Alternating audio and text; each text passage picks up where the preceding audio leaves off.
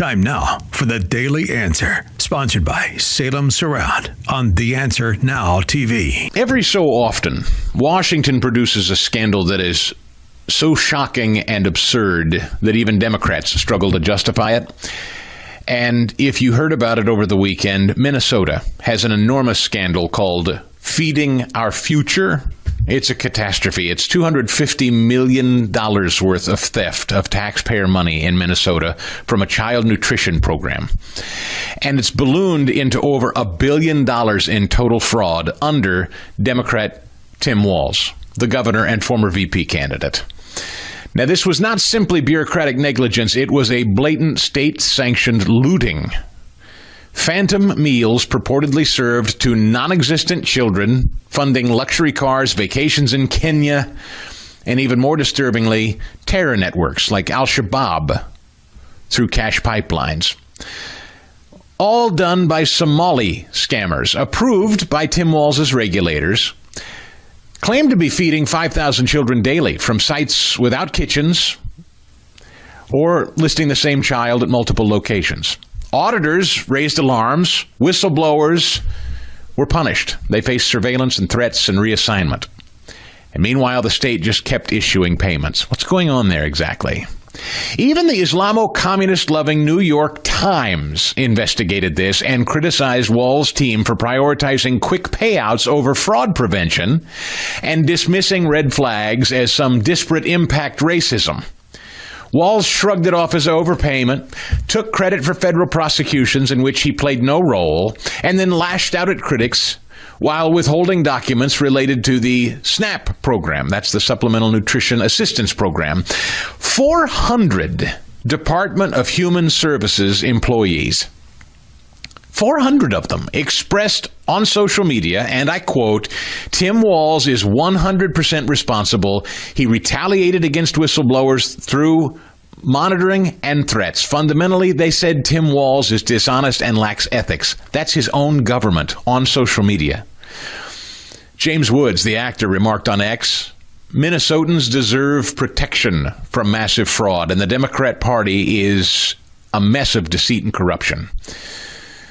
Dustin Grage pointed out that Walz was photographed with a defendant presenting her with an entrepreneurship award amidst this scandal, as a matter of fact. He's very tight with them. The situation exemplifies the failings of Democrat governance, using diversity, equity, and inclusion and political correctness as shields against fraud. And it really should come as no surprise from the likes of Tim Walz, a man whose wife, Gwen Walz, admitted to opening the windows of the governor's mansion during the 2020 Minneapolis George Floyd riots, watching innocent businesses burn while she reveled in the, quote, touch-tone scent of burning tires. Their daughter Hope even warned rioters via social media that the National Guard wouldn't deploy that night, facilitating the arson spree. Moreover, every red flag suggests that Walz has long-standing connections with China. House Oversight's investigation, backed by DHS whistleblowers, unveiled over 30 trips this goon took, funded by the communist Chinese.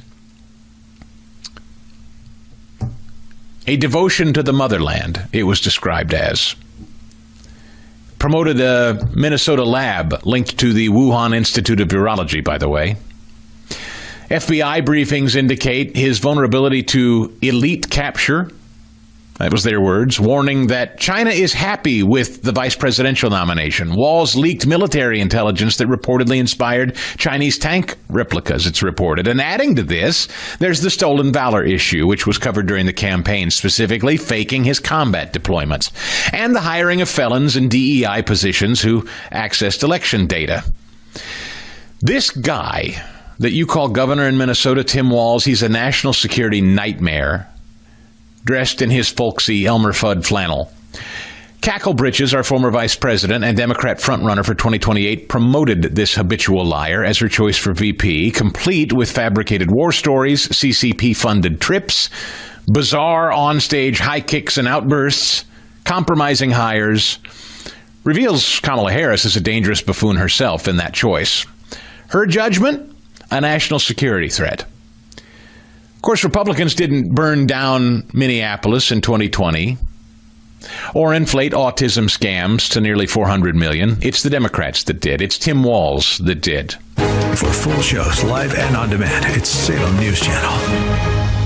Stay informed anytime, anywhere with the Salem News Channel and 9:30 a.m. TheAnswer.com. This has been The Daily Answer, sponsored by Salem Surround on The Answer Now TV.